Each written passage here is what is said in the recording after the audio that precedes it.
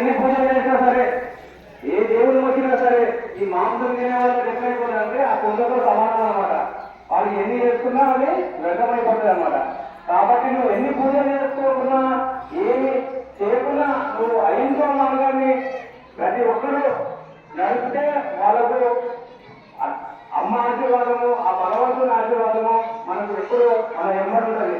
కాబట్టి మనం ప్రతి ఒక్కరూ అహింస మార్గాన్ని నడవాలి, వాళ్ళకు చెప్పాలి, మంచి దాంట్లో రావాలని ఆయన ఈ జీవహింస చేయొద్దు అని మనం 10 మందికి చెప్పాలి.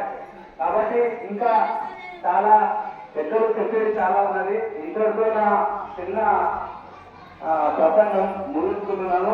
జై మాతా.